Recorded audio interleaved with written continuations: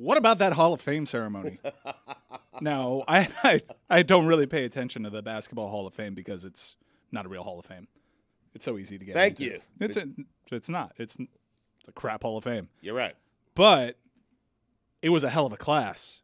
And for as little as I pay attention to it, it seemed like one of the best ones ever. Granted, one of my favorite players, if not my favorite player of all time, Dwyane Wade, goes in. And I thought his speech was fantastic. I only caught clips, so I pieced together. I saw maybe about 12 minutes, a short down viral version of it, I guess. 12 of 25, so you got the gist. The dad thing was really cool. Him bringing his pop up and saying we made the Hall of Fame. I really loved that. I liked all the they did a lot of social content in the lead up for the Hall of Fame, and I kind of got the chills watching Dirk and Dwyane, two players whose history is kind of intertwined, very intertwined. Have fun together, which I guess you always want to believe that there's a rivalry there, but not really. The two of them it was like one of the TikTok trends where you tilt your head one direction to choose somebody versus the other side. And watching the two of them come together and have moments, like Wade even said it in his speech that for the other guys, they were getting to know each other, but for him and Dirk, it was a bit of therapy because the two of them were going at it for most of their careers. It was pretty cool. What a bad class for Tony Parker and Pau Gasol to go into. Bad class, yes. When Dirk and Wade and Pop, and we'll get to Pop in a second because I'm tired of him, but who is most upset because they felt like Wade was going to acknowledge them more, but because the relationship with Wade and Heat is clearly a frosty relationship. There's something going on there. I don't think he mentioned Mickey Harrison. He didn't give enough time on Spo. I think Riley probably thought he was going to get more time. He blew past the Heat quickly. He didn't even mention Greg Cody once, so I know he's mad about that. Hey, Juju's back in with us.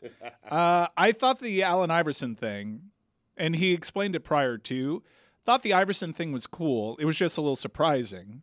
But Iverson's kind of this player who, and I don't want to diminish what he did on the court. He won an MVP. What he did at his size was incredible. He had an all-time moment in Game 1 of what ended up being a 5-game series. Not throwing shade. But Iverson, if he were just merely the stats, history in a couple of years might look over his impact on the game. His impact on the game goes well beyond his game. And for Dwyane to say, you are the culture, he inspired this whole slew of superstars. And for him to use the opportunity to give Iverson a formal platform like that, I got it. I didn't get it at first, but I got it in watching Iverson with the speech, and the jacket was a really nice touch to all of that. His name was Crooked on the jacket, right? Or am I crazy? Well, it could have been his posture. Maybe. Something looked a little bit off on the jacket. Also ruined a good jacket. I mean, what was that for? You're never going to wear that again, right? Like, you can never wear that again. There's not another wedding that you'll just show up with a bedazzled name on the back.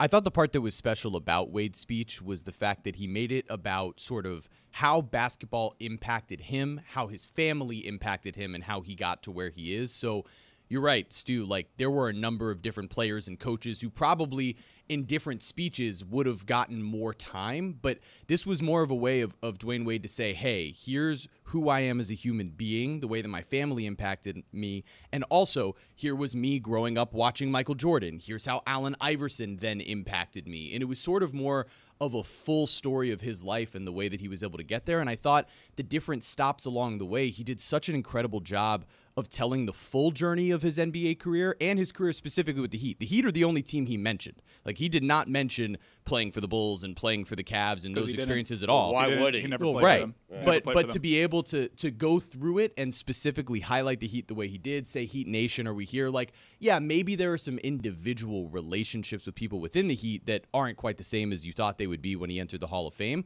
But his relationship with the concept of the Miami Heat is as strong as it's ever been. No question. I love the speech. I thought, what he did with his dad at the end was fantastic and well executed by both Dwyane and his dad. Like, it was a touching moment. But I just figured Spoelstra, who was there by his side since day one, and not as a head coach, but as a guy who just fed him balls so he could shoot jumpers and kept throwing it back to him and back to him. I thought Spoelstra would get more love. And I think Spoelstra at a private moment would tell you he thought he would get more love. I would think that Dwyane Wade had those private moments with those people who needed it. Yeah. I don't know what we're doing here with specifically Spoelstra thought he would get more love. This is what I do. He's Jeremy. really on this Frosty thing, and I thought Pat Riley said the thing that got aggregated, but come on. I think everyone knows what Pat Riley was getting at with Dwyane Wade is easily the greatest player in the history of the franchise. He may not be the best, and that's why he chose the word greatest. Best in terms of form. LeBron, during the time that he was here, it's pretty clear. But this is the greatest player in franchise history, and I think it's a testament to his star outshining what is, for me, again, someone who admittedly doesn't pay attention too much to enshrinements from this Hall of Fame. That's Pau Gasol. That's Tony Parker. That's Dirk Nowitzki. This is a testament to the growth of that sport. You have three of the greatest European basketballers of all time going in with them. That would be the headline in almost any other year. But this was Wade's class. And he used class with the platform, and he shared it with someone who inspired him and gave Allen Iverson a ton of shine. I thought the Heat did well with their comments, both having Pat Riley at the forefront and then on social media. It was a nice little victory lap for the Miami Heat, but you took away Frosty.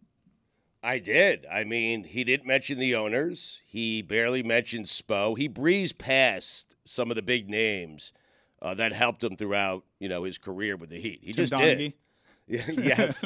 He gave some love to Udonis. I thought Udonis would present him. I understand why he went with Iverson, but I understand it now. Right. Some of those big names, though, Mike, he just kind of, I don't know. I felt like he would acknowledge them more, and he didn't. That's all. I'm nitpicking. I know I am, but it's what I do. I can see you itching to get at Pop. Well, I mean, Pop, it was Wade's class, okay? But somehow it became Pop's class. And the whole thing with Pop saying, I wanted to be a D3 coach. That's who I am. That guy is my idol. Let me tell you something. If you wanted to be a D3 coach, you could have been a D3 coach. Because that D3 coach that was also inducted into the Hall of Fame, he wants to be you, Pop, okay? I don't want to hear about it, all right? I'm the everyman, humble guy. I do not want to hear about it. You're a Hall of Famer. Come and make your Hall of Fame speech. Don't sit there for 5 minutes selling me on the fact that you wanted to be a D3 coach. Those are the real coaches. They're coaching real basketball. Those are the guys that deserve credit. If you wanted to be a D3 coach, you could have been a D3 coach. Taking a second job to make ends meet. You could have done all of that. He still can, by the way. There's literally nothing stopping. I bet you there's not a D3 team. I'm going to go out on a limb. There's not a D3 team in the country that would say no to Gregg Popovich if he wanted to be their head coach. Yep. So you want to be a D3 head coach so bad? Do it. Yeah. Go be a D3 head coach. Live your dream. It's a really easy perch to be like, man, I wish I could just be a humble guy. I've made millions upon millions of dollars, and I've got the #1 draft pick, and I've got another 10 years left with him. But I wish I could just be a guy from Wichita, Kansas, and be in D3 ball. Could have been that guy, Bob. You know what happened? Wichita gets so much shine in these examples. It's like, let me think of a place that's nowhere. You know what happens Wichita. when you're a D3 coach? You don't have a wine house because that's what he has. A house for his wine. Gregg Popovich playing Boshaj, because wasn't he quoted as the reason why he's still coaching in the NBA? Wasn't it just money, money, money? That's a direct quote. Yeah. How about also retire before you go into the Hall of Fame?